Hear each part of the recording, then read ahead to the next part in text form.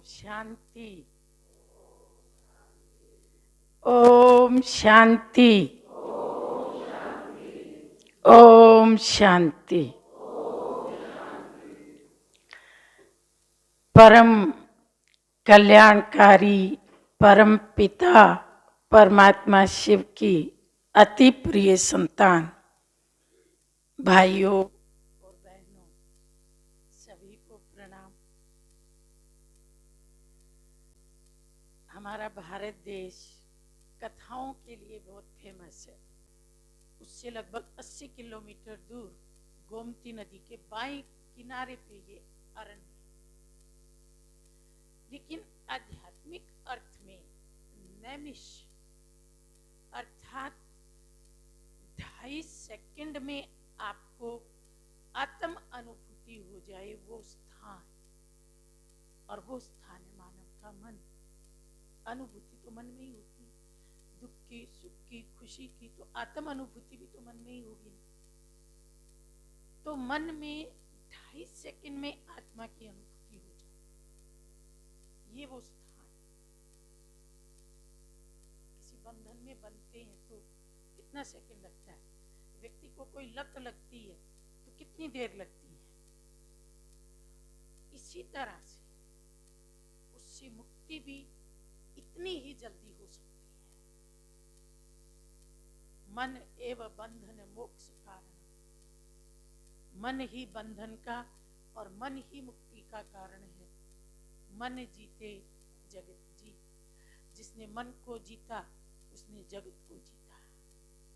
तो हम अपने मन को जीत सकते हैं। एक ज्ञान का शब्द अंदर गया और उसने अंदर जाकर के ऐसी रोशनी की, अंधकार मिट गया। तो ये नैमिष हमारा मन है। उसके बाद चर्चा आई अरण्य की। अरण्य का मतलब है जंगल, वन। तो कथा तो जंगल में सुनाई गई है, लेकिन इसका मतलब ये नहीं है कि हमें जंगल में जाना पड़ेगा। और हम जंगल में जाके रह भी नहीं सकते। हम तो घर परिवार वाले, घर को छोड़ करके हम कहाँ जाएंगे? अगर साधना की ये कंडीशन हो कि आपको केवल जंगल में ही साधना करनी है, तो इस कंडीशन को तो रेयर लोग पूरा कर पाएंगे। लेकिन क्यों ना हम अपने घर को ही निर्जन बना दें। घर को निर्जन कैसे बनाएंगे? घर में तो बहुत लोग हैं, किसी के घर में 4, 6, 8, वो भी नहीं हो सकता। तो चलिए हम अपने मन को निर्जन बना देते हैं। निर्जन, जहां लोगों का आना जाना स्टॉप, लोगों की स्मृति स्टॉप, लोगों की बातें याद नहीं, तो मन निर्जन हो गया ना, खाली हो गया। तो ये मन ही वास्तव में निर्जन स्थान है। जब हम सब स्मृतियों को डिलीट कर देते, मैं अभी बात कर रही थी, कंप्यूटर में अनचाहे फोल्डर डिलीट हो जाते हैं, अनचाही फाइलें डिलीट हो जाती हैं, और कंप्यूटर को बनाने वाले तो हम हैं। तो हम अपने भीतर की अनचाही फाइलें क्यों नहीं डिलीट कर सकते? उन फोल्डर्स को क्यों नहीं डिलीट कर सकते? और जब उनको डिलीट कर देते हैं, 20 साल पहले कोई व्यक्ति मिला था, उसने कोई बात कही थी, उस बात को हमने अभी भी यहाँ जमा कर रखा है, जबकि ज़रूरत नहीं। कहते हैं बासी चीज़ें खाने से पेट में दर्द हो जाता है, और हम तो 20 साल बासी बात को याद कर रहे हैं। तो पेट में, मन में, पूरे शरीर में दर्द हो जाता है उस बात को याद करते। तो मन को निर्जन बनाना,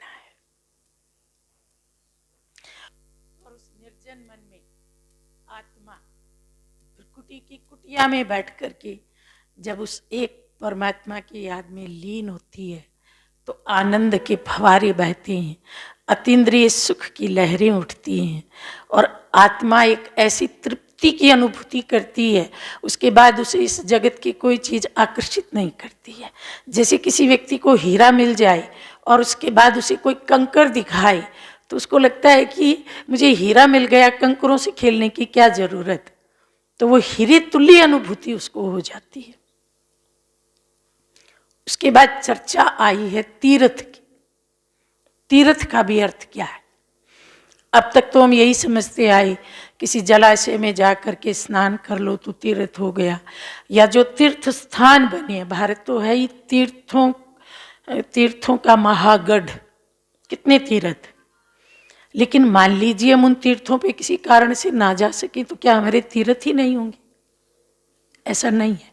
ये जो स्कंद पुराण है जिसमें ये कथा है, इसी का एक काशी खंड है, और उस काशी खंड में तीर्थ की परिभाषा दी गई है, तारयंती इति तीर्थम, जो हमें भव सागर से पार उतार दे, वही तीर्थ है। और उसमें कहा गया है दया तीर्थम अक्ष्मा तीर्थम, तीर्थम च इंद्रिय निग्रह, सर्वभूत दया तीर्थम, तीर्थम जय आर्वजम, दानम तीर्थम दमः तीर्थम, संतोषम तीर्थम उच्यते, ब्रह्मचर्य परम तीर्थम, तीर्थम च प्रियवादिता। तो सकल गुणों का इसमें वर्णन है। अक्ष्मा तीर्थ है, किसी की गलती को माफ कर देना, ये तो हम घर बैठे कर सकते हैं। दया तीर्थ है, अपनी इंद्रियों पे नियंत्रण करना, ये भी तीर्थ है। संसार के सब प्राणियों को अपना मानना, जीवन में सरलता को धारण करना, दान करना, दमः अर्थात इंद्रियों को सही दिशा दिखाना, जीवन में संतोष को धारण करना, ये सब तीर्थ। और ब्रह्मचर्य तो तीर्थों में महातीर्थ है। और मीठा बोलना, ये भी बहुत बड़ा तीर्थ है। तो क्या हम घर में रहते ये तीर्थ नहीं कर सकते?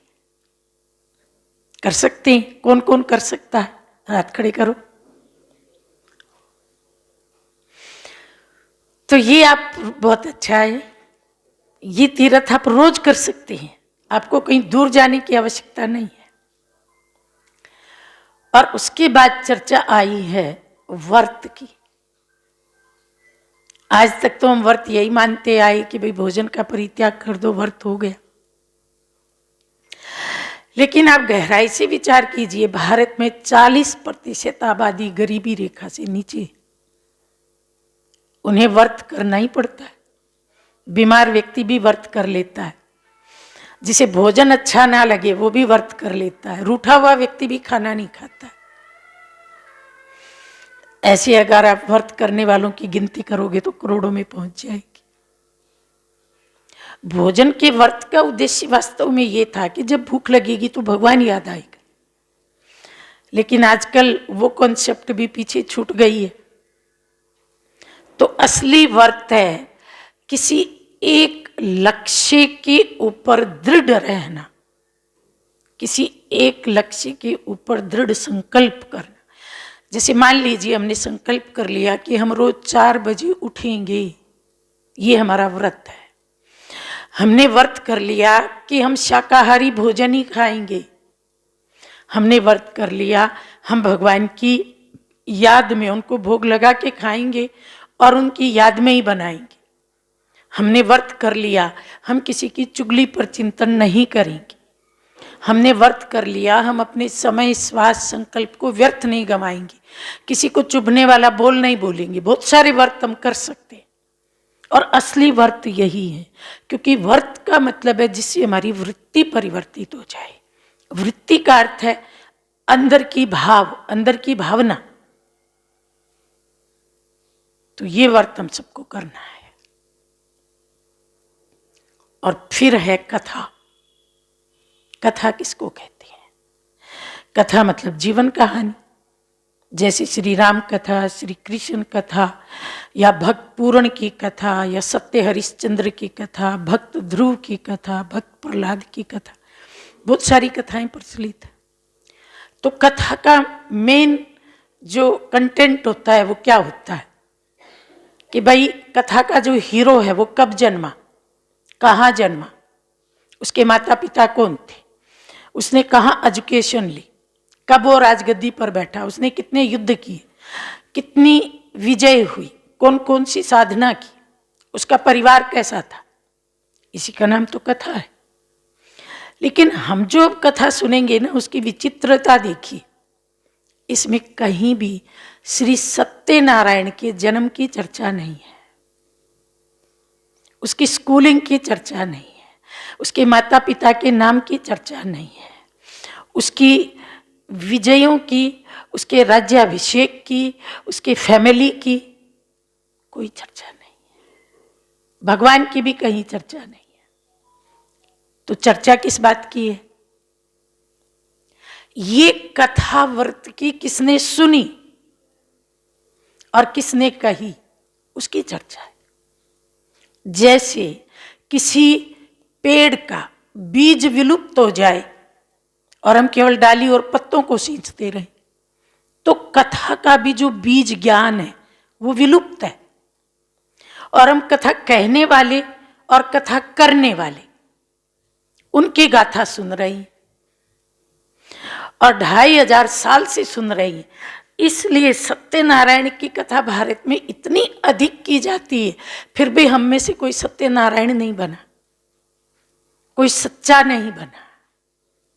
जीवन में सत्यता तब आएगी जब हम सत्यनारायण की वास्तविक कथा को जानेंगे। और वो कथा पूरी कथा के लास्ट में हम आपको सुनाएंगे, जो स्वयं भगवान ने हमें सुनाई है। क्योंकि भगवान कहते हैं मैं प्राय लुप्त ज्ञान को आकर के पुनर्जीवित करता हूं। तो वो जो लुप्त कड़ी है उसकी चर्चा हम लास्ट में करेंगे। वैसे भारत के एक विद्वान लेखक हुए हैं, उनका एक लेख 1970 की कादम्बरी में छपा था। कादम्बरी हिंदी की एक मासिक है जो दिल्ली से निकलती है। तो विद्वान लेखक ने लिखा था कि मैं 1915 से भारत के शास्त्रों को खंगाल रहा हूं, लेकिन मुझे कहीं भी सत्यनारायण की कथा नहीं मिली। बोलिए श्री सत्यनारायण देव की। ये तो हमने पहला अध्याय सुना। अब इसके कुछ और आध्यात्मिक अर्थ हम जानेंगे। जब राजा ने कथा का आयोजन किया तो उसमें बहुत लोग आए, वैरायटी लोग आए। तो ये जो कथा है ना, ये अनलिमिटेड कथा है, इसमें कोई भी आ सकता है। हिंदू, मुस्लिम, सिख, ईसाई, बौद्धिक, पारसी, क्रिश्चियन, जिसको भी आत्म उन्नति की लगन है वो इस कथा में आ सकता है।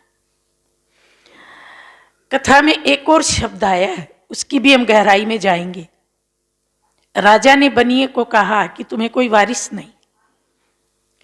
तो हम वारिस किसको मानते हैं? हमारे पास वारिस की परिभाषा क्या है?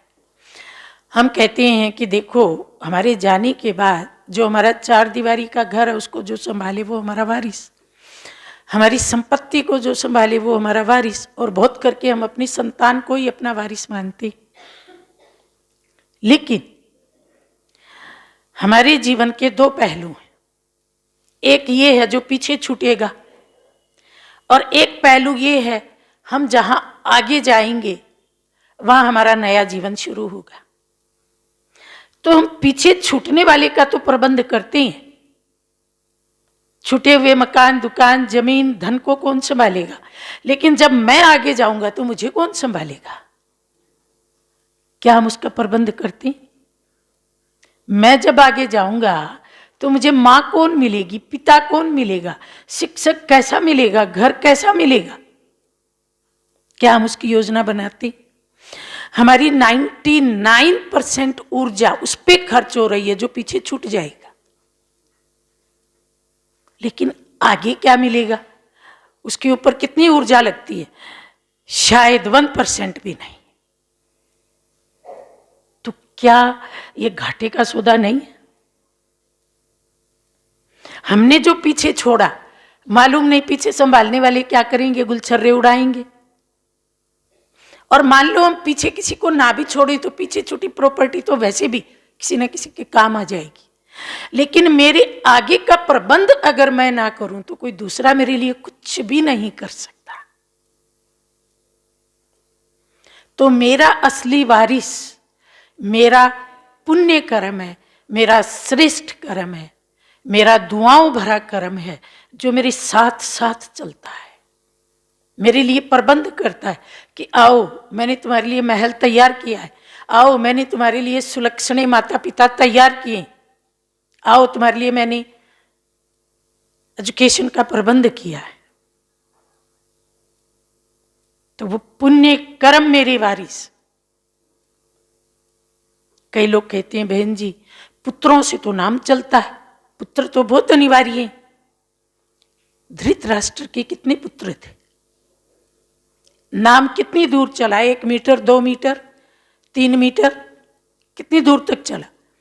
महाभारत खत्म हुआ और 100 पुत्रों सहित नाम मिट गया। किसी ने धृतराष्ट्र नाम रखा क्या अपना, किसी ने दुर्योधन नाम रखा क्या, दुशासन नाम रखा क्या। और वहीं था एक भीष्म पितामह जिसने बाल ब्रह्मचारी होने का व्रत लिया था, उसका नाम आज तक चला आ रहा है। भीष्म कितने लोगों ने नाम रखा, कई फेमस लोगों के भीष्म नाम हुए, और कितने लोगों ने अपने संस्थानों के नाम भीष्म के नाम से रखे, देवव्रत के नाम से रखे, गंगा पुत्र के नाम से रखे। तो वास्तव में नाम भी श्रेष्ठ कर्मों से चलता है। विवेकानंद का एक भी पुत्र नहीं था। आज एक व्यक्ति 100 करोड़ का हॉस्पिटल बनाता है और नाम लिखता है विवेकानंद हॉस्पिटल, अपने पिता का नाम नहीं लिखता, अपना नाम नहीं लिखता, अपने भाई बंधुओं का नाम नहीं लिखता। तो विवेकानंद कितने वारिस छोड़ गया, हम सब उसके वारिस हैं। तो फिर क्या करें, मन में सवाल आता है। एक बार एक किसान था, उसके खेत में एक तोता घुस गया और उसने 4 बालियां अपनी चोंच में पकड़ ली।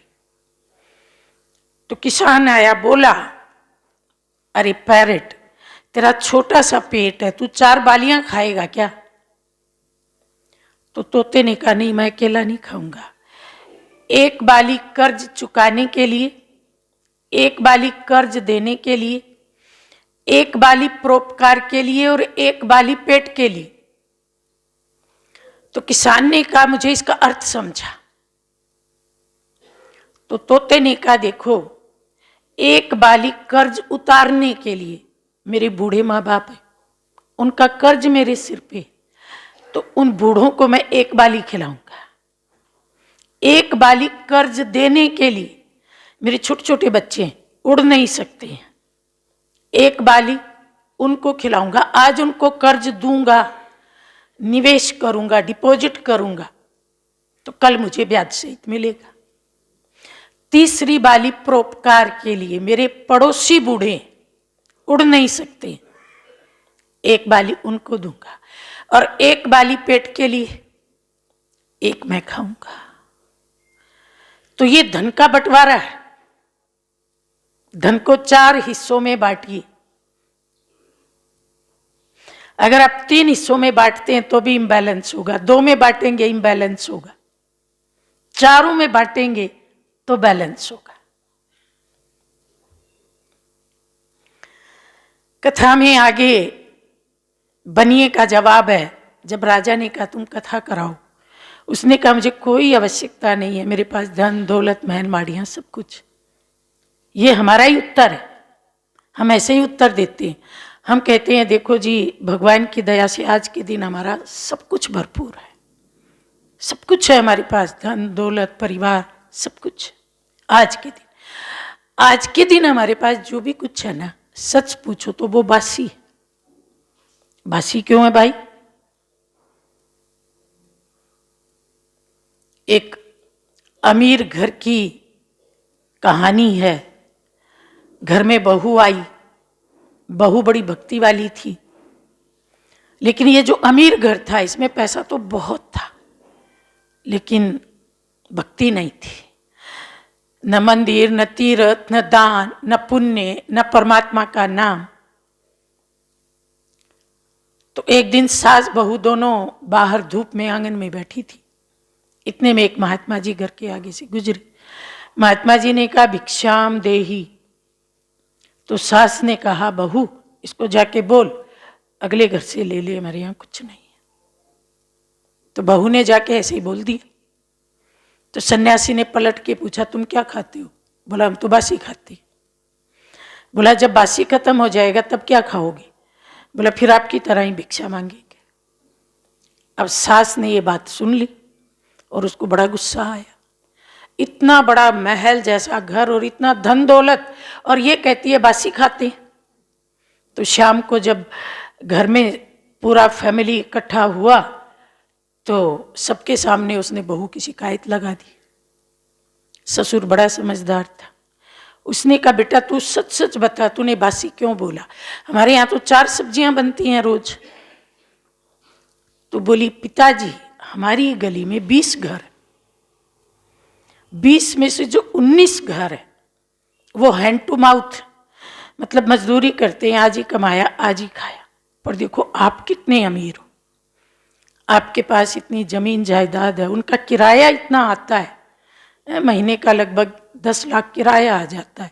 ना आप कमाते ना आपके बेटे कमाते, बैठे बैठे आपको कितना धन मिल रहा है।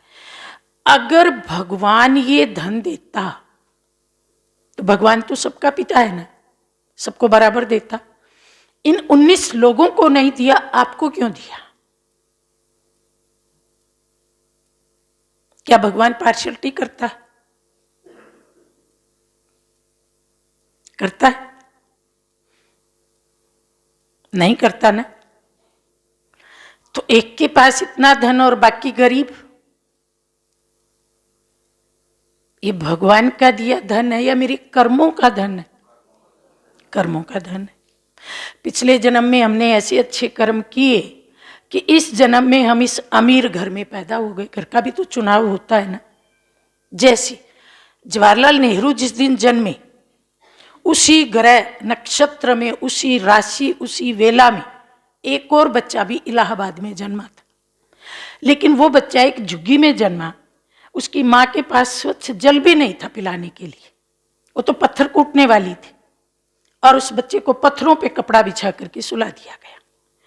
और उसी ग्रह राशि वेला में जन्मा हुआ Jawaharlal Nehru golden spoon in mouth था। तो ग्रह नक्षत्रों का अंतर नहीं है, वेला का अंतर नहीं है, अंतर कर्मों का है। तो आपने ऐसे कर्म किए कि आप इस बाप के बेटे बने और पूरी प्रॉपर्टी के आप मालिक बन गए। पिछले जन्म का कर्म का फल है ये बासी खाना है। और बासी खाना कितनी दूर तक चलता है? कल का बनाया आज तो चल जाएगा, पर महीने भर चलेगा? तो पिछले जन्म का इस जन्म तक तो चल गया, पर अगले जन्म में आप क्या खाओगे? न भगवान का नाम, ना दान, ना पुण्य। मेरी सास ने कह दिया अगले घर से ले लो, हमारे यहाँ कुछ भी नहीं है। तो मैंने कह दिया बासी खा रही, ताजा तो कुछ बन ही नहीं रहा। किसान को आप देखिए, गेहूं का गोदाम भरा है फिर भी गेहूं बोता है सीजन में। पता है ये गोदाम लंबा नहीं चलेगा, नया गेहूं बोना पड़ेगा, हर सीजन में बोता है। तो हमको भी तो कर्मों की खेती हर जन्म में करनी है। तो पिता ने पूछा कि बेटा ठीक है बासी खाएंगे वो तो ठीक है, पर तूने ये क्यों कहा कि वो खत्म हो जाएगा तो भीख मांगेंगे? बोला, पिताजी एक होता है अमीर आदमी, जब बाजार में पहली तोरी आती है 200 रुपए किलो, उसको खरीद के लाता है। और एक होता अमीर आदमी, उसकी चॉइस, गरीब आदमी चॉइस नहीं होती, मंडी में जाता है, सबसे सस्ती चीज जो रात को आखिरी में बच जाती है वो लेके आता है। तो भिखारी वही होता है जिसकी चॉइस खत्म हो जाती है, जो मिल जाए सस्ते में सस्ता। तो जब हम पुण्य करेंगे ही नहीं तो हमारी चॉइस भी खत्म हो जाएगी। उसी को कहते हैं भाई ये भिखारी हो गया, इसके पास अब कुछ भी नहीं। तो सेठ ने कहा कि मेरे पास सब कुछ है, मुझे जरूरत नहीं है। हम सबको जरूरत है, बीज बोने की हम सबको जरूरत है, हर पल जरूरत है, क्योंकि बोया हुआ ही वापस मिलता है। बोलिए श्री सत्यनारायण देव की। अब हम कथा के दूसरे भाग में प्रवेश कर रहे हैं। जब बनिया घर पहुंचा तो उनकी पत्नी का नाम है लीलावती। उसको जाके बताता है कि आज मैंने एक ऐसी कथा सुनी है जिससे वारिस भी मिलता है, धन भी मिलता है। तो वो बड़ी खुश हो गई और उसके मन में एकदम आया कि चलो हम भी ये कथा करवा लेते हैं। इससे पहले ही बनिया कहता है अभी मैं कथा नहीं कराऊंगा, कथा तब कराऊंगा जब मेरे घर में कोई वारिस आ जाएगा। उसने ये नहीं कहा बेटा आए या बेटी आए, पर कोई वारिस आए। तो लीलावती चुप हो गई और साल भर के अंदर एक सुकुमारी कन्या रत्न ने उनके घर जन्म लिया। उसका नाम रखा गया कलावती। जब वो 2 महीने की हुई तो लीलावती ने फिर याद कराया कि देखो आपने कहा था वारिस आने पे कथा कराएंगे, तो अब तो आप कथा करा लो। उसने कहा नहीं, अभी कथा कराने का कोई विचार नहीं है, जब ये बड़ी होगी, शादी होगी, तब कथा कराऊंगा। अब आराम से उसने 20 साल कथा आगे टाल दी। फिर वो दिन भी आया, एक शुभ मुहूर्त में उसकी शादी फाइनल कर दी गई। तब भी लीलावती ने कहा कि शादी के 2 दिन बचे हैं, अभी तो आप कथा करा लो, बच्ची को आशीर्वाद मिल जाएगा। उसने कहा नहीं, मुझे कथा कराने का मन ही नहीं। शादी हो गई और जमाई को लेकर के वो परदेश चला गया। ये दूसरा अध्याय है। बोलिए श्री सत्यनारायण देव की। अब हम इसका आध्यात्मिक अर्थ समझते हैं। सेठ जी परदेश चली गए, पीछे किनको छोड़ गए? लीलावती और कलावती। परदेश किस लिए गया? धन कमाने के लिए गया। धन 2 प्रकार के होते हैं, इहलौकिक और पारलौकिक। इहलौकिक धन तो यहीं छूट जाता है जिसकी हमने चर्चा की। पारलौकिक धन दया, करुणा, प्रेम, खुशी, शांति, आनंद, शक्ति, ये हमारे साथ चलता है। तो जब वो लीलावती और कलावती अर्थात जीवन जीने की कला उसको ही पीछे छोड़ गया तो पारलौकिक धन कमाएगा कैसे? और जब जीवन में कला आती है तब जीवन लीलामय बनता है। जैसे हम कहते हैं राम लीला, कृष्ण लीला, शिव लीला, तो इनकी लीलाएं हम मंचों के ऊपर आयोजित करते हैं। हमारी लीला कोई क्यों आयोजित नहीं करता? क्योंकि हमारी लीला में कुछ प्रेरणादायक, कुछ आदर्श, कुछ मेमोरेबल है ही नहीं। और वो मेमोरेबल बनता कैसे है? जब जीवन में कला आती है। कला किस बात की? लव और ला के बैलेंस की, रमणीकता और गंभीरता के बैलेंस की, इहलोक और परलोक के बैलेंस की, शरीर और आत्मा के संतुलन की। संतुलन है ही नहीं, पलड़ा एक तरफ झुका हुआ है। भौतिक जगत की तरफ से पलड़ा पूरी तरह झुका हुआ है और दूसरा पलड़ा पूरी तरह से उठा हुआ है। तो ये तो कलात्मक नहीं हुआ ना, बैलेंस नहीं हुआ ना, झुक गए ना। देखो व्यक्ति तार पे चलता है, बैलेंस होता है तो लाखों लोग देखते हैं, तालियां बजाते हैं। अगर वो एक तरफ झुक जाए, गिर जाए, तो कौन उसे देखने आएगा? तो सेठ जी केवल धन कमाने गए, न साथ में कोई कला है और न जीवन लीलामय है। फिर हम सब क्या करते हैं? सेठ जी ने भी वही किया। सेठ जी कहते भगवान पहले वारिस दे दे, बाद में कथा कराऊंगा। हम भी मंदिर में जाके कहते भगवान पहले मकान बनवा दे, उसके बाद प्रसाद चढ़ाऊंगा। पहले लड़के की नौकरी लगवा दे, उसके बाद भोग पक्का, सवामणी पक्की। अब मान लो भगवान ने वो काम कर दिया पर हम मुकर गए, या फिर हम टालते गए, फिर करेंगे और फिर करते हमारा मन ही फिर गया। मुझे याद है मैं पानीपत में गई थी, हरियाणा का एक शहर है, तो वहाँ मेरी एक जान पहचान की बहन सभा में बैठी थी। तो उसने मुझे कहा कि जब मेरी शादी हुई तो मैंने बाबा रामदेवरा के लिए एक मन्नत मानी थी। रामदेवरा माउंट आबू से थोड़ा आगे जोधपुर की तरफ है, जहाँ घोड़े चढ़ते हैं। और शादी हुई तब की मन्नत, उसके बाद बच्ची हुई, बच्ची की भी शादी हुई और बच्ची को बच्चा हुआ और बच्चा भी बड़ा हो गया, लेकिन अभी तक वो मन्नत वहीं पड़ी है। और वो दुनिया के कोने कोने में घूम आई, लेकिन उसे रामदेवरा जाने का फुर्सत नहीं मिला। फिर जाएंगे, फिर जाएंगे, फिर करेंगे। तो मुझे कहती है कि मेरी चद्दर वहां चढ़ा देना। तो मैंने मन में सोचा कि कहीं ये मन्नत को लेके ही ना चली जाए इस दुनिया से। तो मैंने वो चद्दर ले ली और फिर वहां रामदेवरा भिजवाई। तो हम क्या करते हैं, आध्यात्मिक कार्यों को टालते जाते हैं, बाकी सब काम करते हैं पर गाज उसी पे गिरती है। न खाना छोड़ते, न नहाना छोड़ते, न सोना छोड़ते, पर किसको छोड़ देते हैं? पूजा पाठ, ध्यान, कुछ भी हो। जैसे एक व्यक्ति रोज मंदिर में दिया जलाने जाता है, 6 महीने से लगातार जला रहा है। एक दिन आंधी आ गई तो नहीं जा पाया, फिर अगले दिन कहता है मेरा तो लिंक ही टूट गया। अब लिंक टूट गया तो क्या दिया जलाना, टूट गया सो टूट गया, अब मैं नहीं जाऊंगा, तो छोड़ दिया। अब आप देखिए, लिंक तो कई चीज़ों के टूट जाते हैं। आप सफ़र में थे और खाना नहीं मिला और आपने सारा दिन खाना नहीं खाया, तो क्या अगले दिन आके कहते हैं अब खाने का लिंक टूट गया तो छोड़ो ना, क्या खाना खाना। अगले दिन हम दुगना खा लेते हैं। तो भौतिक चीज़ों का लिंक टूट जाए तो हम डबल जोड़ लेते हैं, और आध्यात्मिक क्रिया का टूट जाए तो हमें बहाना मिल जाता है। इसलिए कथा से ये पाठ पक्का करके जाना है कि जितना ये शरीर अनिवार्य है उतनी आत्मा भी अनिवार्य है, उसकी तरफ भी अटेंशन देना है।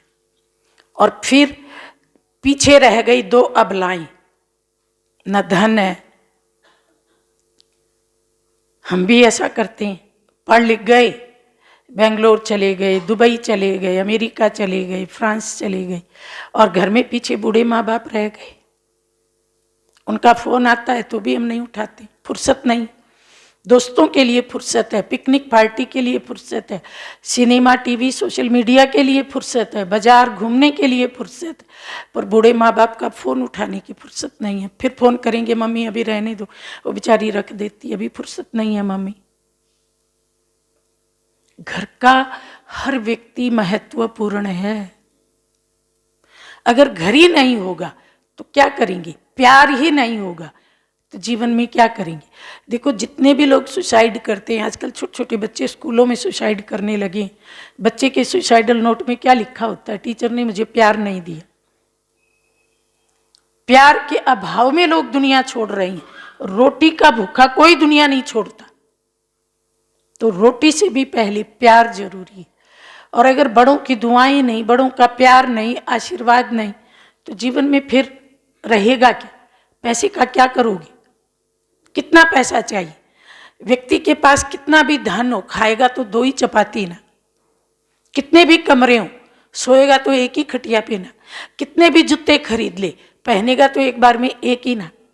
कितनी भी ड्रेस अलमारियों में भर ले, एक बार में एक ही पहनेगा। और अगर उसने 2 बार डबल पहन ली तो लोग उसे आगरा छोड़ आएंगे।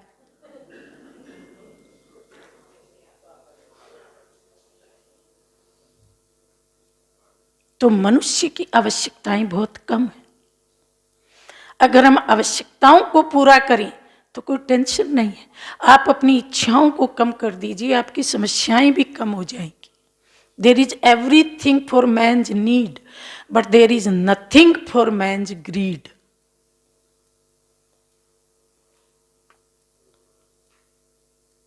एक व्यक्ति था, गत्ते के छोटे छोटे बॉक्स बनाता था और उसके ऊपर चमकीली पन्नी चढ़ा के बेचता था। एक दिन उसने देखा कि गत्ते का एक टुकड़ा कटा हुआ है। पत्नी से पूछा किसने काटा? पत्नी ने कहा मैं तो आपके साथ रहती हूँ, मैंने नहीं काटा। बिटिया थी 8 साल की, उसको पूछा, उसने कहा मैंने काटा। तो बड़ा गुस्सा आया, मुझे बताए बिना मेरे कागज को हाथ क्यों लगाया? बच्ची को बहुत मारा, रोती रोती सो गई। अगले दिन उसने एक छोटी सी पन्नी से सजी हुई डब्बी पिताजी को दी, क्योंकि उसका बर्थडे था। पिताजी ये आपके जन्मदिन की सौगात है। पिताजी ने उसको खोल के देखा, वो तो खाली थी। फिर गुस्सा आया, खाली चीज पकड़ा रही। अरे जन्मदिन में कोई खाली चीज पकड़ाता है? फिर लड़की मायूस हो गई। 6 महीने के बाद बच्चे ने शरीर छोड़ दिया। अब बाप उसकी चीजें देख रहा है, तकिए के नीचे वो डब्बी निकली। अब उसको खोला तो उसके मन में आया कि ये डब्बी खाली कहाँ है, इसमें मेरी बेटी का प्यार भरा है, आशीर्वाद भरा है, दुआएं भरी हैं, उसकी मेहनत भरी है। पर तब मुझे ये चीजें नहीं दिखाई थी, क्योंकि तब मेरी आंखों पे धन धन धन की पट्टी बंधी हुई थी। और अब उसको याद करके उस डब्बी को छाती से लगा रहा है कि देखो इसमें मेरी बच्ची का कितना प्रेम भरा हुआ, उसने तो प्रेम से चीज दी थी। तो प्रेम अमूल्य है पर अदृश्य है। उस प्रेम से हम भरपूर होते हैं। धन कितना भी ले लो फिर भी खाली रहते हैं, क्योंकि अंतरात्मा की प्यास सच्चे प्रेम से बुझती है, धन से नहीं बुझती। बोलिए श्री सत्यनारायण देव की।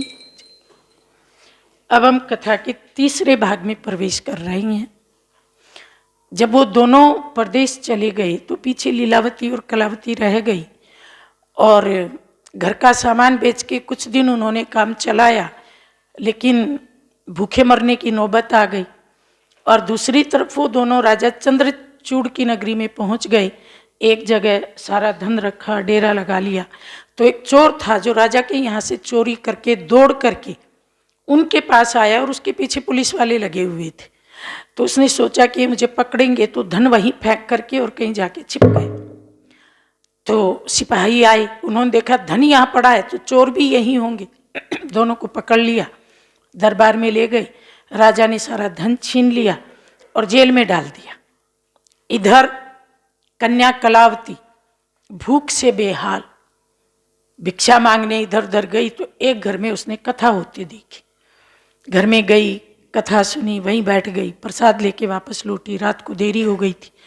माँ ने थोड़ा पूछा कि अरे तू इतनी रात गए, देरी से आई? बोला मैं कोई घूमने फिरने नहीं गई थी मैं तो कथा सुनने गई थी, और ये देखो कथा का प्रसाद। तो माँ को याद आया हमारी भी कथा बाकी है। उसने एक दिया जलाया, कटोरी में थोड़ा सा प्रसाद रखा, और सत्यनारायण देव से प्रार्थना की कि घर के जो लोग बाहर गए हुए वो घर में वापस आ जाएं, बेशक धन ना लेके आए पर सुरक्षित वापस आ जाएं। भगवान बस मेरी ये प्रार्थना सुन लो। तो कहते हैं सच्चे दिल से कोई भोला व्यक्ति प्रार्थना करता है ना, भगवान जरूर सुनता है। तो उधर राजा चंद्रचूड़ को सपना दिखाई दिया कि तुम्हारी जेल में 2 निर्दोष लोग बंद हैं, अगर तुम उनको नहीं छोड़ोगे तो अच्छा नहीं होगा। तो अगली मॉर्निंग होते ही उसने दोनों को जेल से निकलवाया, दरबार में बुलाया, उनका सम्मान किया। उनका धन तो उनको लौटा ही दिया, लेकिन अपनी तरफ से भी बहुत सारा धन दिया। उस धन को लेकर के वो दोनों नदी किनारे आए और नाव के ऊपर धन को लाद दिया। यहाँ तीसरे अध्याय की कथा पूरी होती है। बोलिए श्री सत्यनारायण देव की। अब हम इसका अर्थ समझते हैं।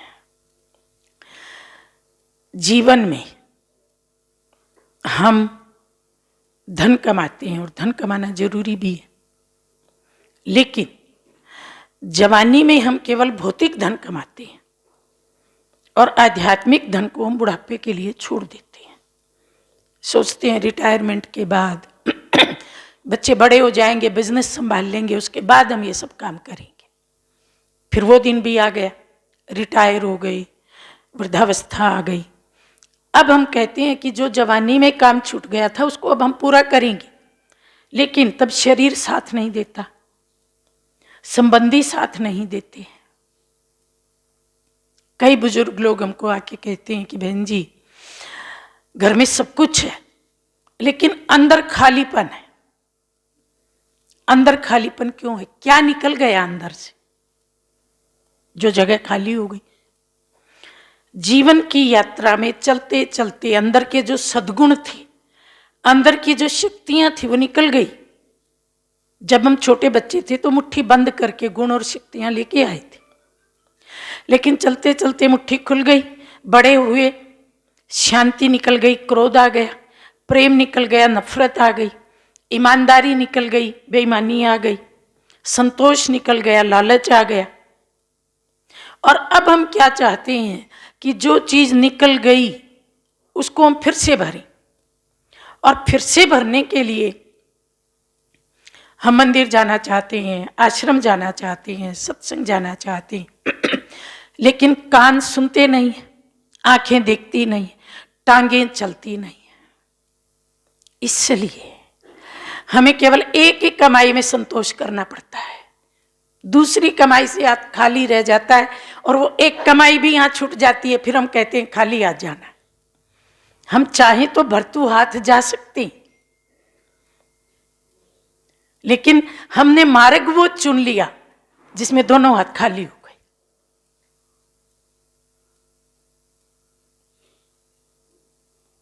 फिर जब जेल में डाला तो दोनों के मन में क्या आया? हमने तो जीवन में कोई पाप ही नहीं किया, हम तो निर्दोष हैं, हमारी जेल क्यों हो गई? हम भी ऐसे ही करते हैं। मान लीजिए अचानक धन में घाटा लग गया, पांव फ्रैक्चर हो गया, कमर में दर्द हो गया, कोई और सीवियर घटना घट गई, तो हम भी कहते हैं भगवान आज तक हमने एक भी पाप नहीं किया, ना हमने किसी का गला काटा, ना हमने चोरी की, ना हमने झूठ बोला, और फिर भी आप हमको ऐसा दंड दे रहे हो। हम इस दंड के अनुकूल नहीं है। आप अपने खाते चेक कर लो, कहीं ना कहीं आपसे गलती हुई। ये दंड किसी और को दिया जाना था, गलती से आपने हमारे वाले खाते में डाल दिया। मतलब गलती भगवान की, हमारी नहीं है। उसके हिसाब किताब में मिस्टेक निकालते हैं, लेकिन सच पूछो तो ना भगवान गलत है ना हम गलत। भगवान तो गलत हो ही नहीं सकता, पर हम भी गलत नहीं। क्यों गलत नहीं है?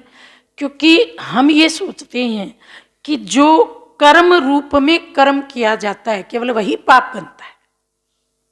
लेकिन इससे पहले 2 कदम और भी हैं, मनसा वाचा। मन में सोचने का भी पाप बनता है, वाचा का भी पाप बनता है। मैं एक बात कह रही हूं, थोड़ी सी ना कहने योग्य है पर कह रही हूं। आज हम कहते हैं कि समाज में बलात्कार बहुत बढ़ रही है। बलात्कार तो वो कर्म है जो प्रैक्टिकल में हो गया। उससे पहले हमारी वाणी कितने बलात्कार करती है, हमारा मन कितने बलात्कार करता है। देहों को देखना, देहों पे आकर्षित होना, देहों के प्रति गंदी दृष्टि रखना, ये मानसिक बलात्कार नहीं है क्या? किसी के लिए गलत वाणी बोलना, ये वाचा बलात्कार नहीं है क्या? वो तो जब समाचारों में आ जाता है तब हम दिया और कैंडल लेकर के गली गली घूमते हैं। क्या इससे पहले हमने इन 2 स्टेप पे इसको रोका कि आज से हम अपनी दृष्टि को इतना शुद्ध बनाएंगे, आइदर मेल और फीमेल। संसार का हर व्यक्ति मेरे लिए भाई है, संसार की हर महिला मेरे लिए बहन है। आप मानसिक रूप से इससे मुक्त होइए, आने वाली पीढ़ी आपसे प्रेरित होगी। पर क्या हम बड़े इससे मुक्त हैं? माफ करना अगर मैं हाथ खड़े करवाऊं कि आपने कभी मानसिक बलात्कार ना किया हो, हाथ खड़े कर लो, एक भी नहीं मिलेगा। किसी को कुदृष्टि से ना देखा हो, किसी को कुवचन ना बोले हो।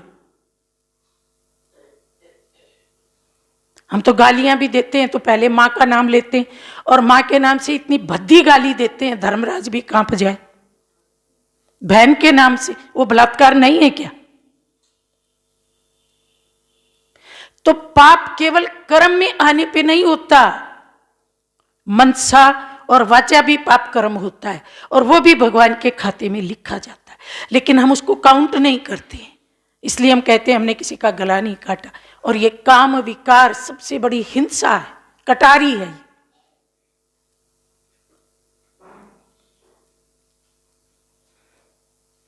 रामायण में प्रसंग आता है जब सीता जी वाल्मीकि के आश्रम में थी,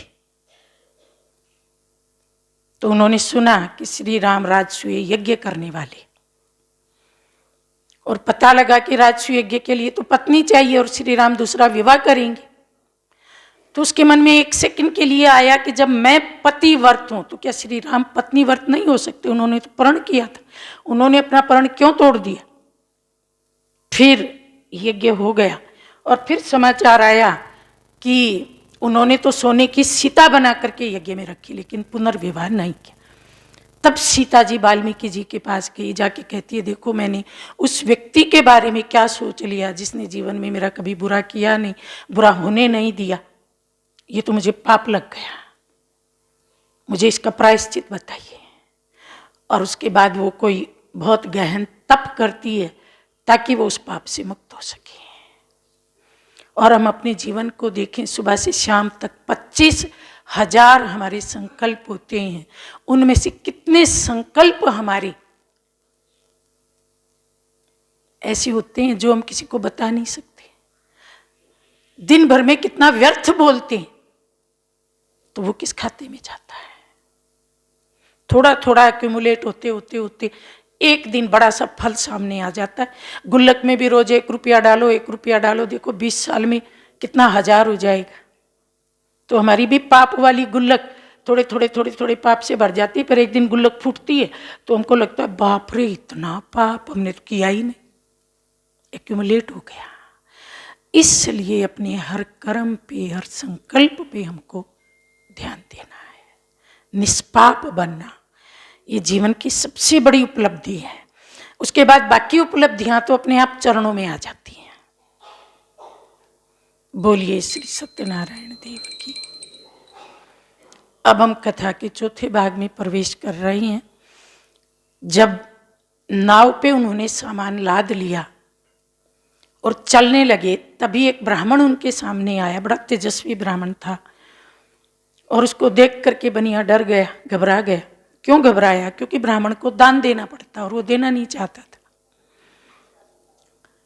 तो ब्राह्मण देवता ने पूछा कि भाई आपके नाव में क्या है?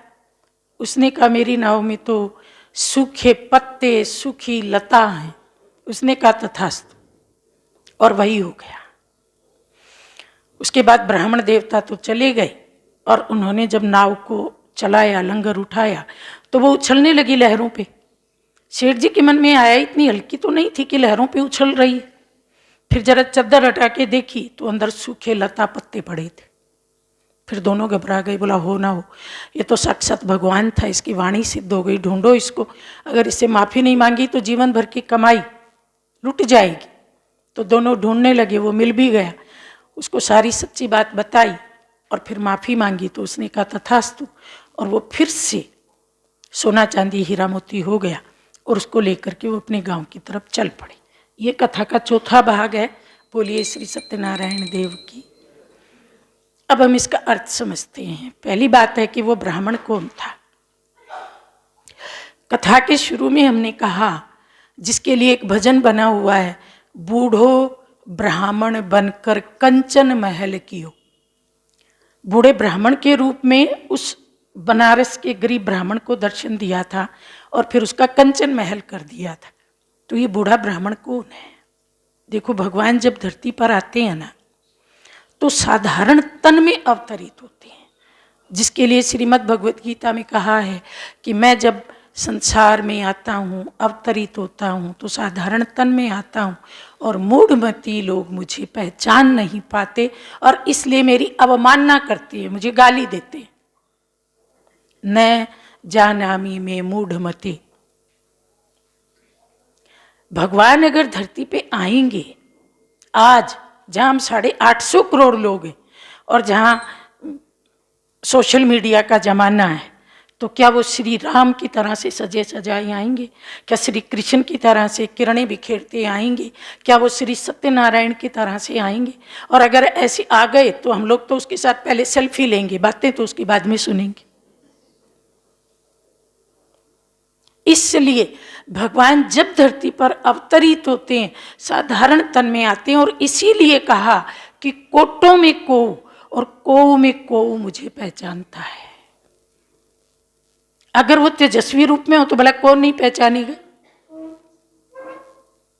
तो ये ब्राह्मण का साधारण रूप धारण करके तन में अवतरित परमात्मा है। परमात्मा कलयुग के अंत में अवतरित होते हैं, जन्म नहीं लेते हैं।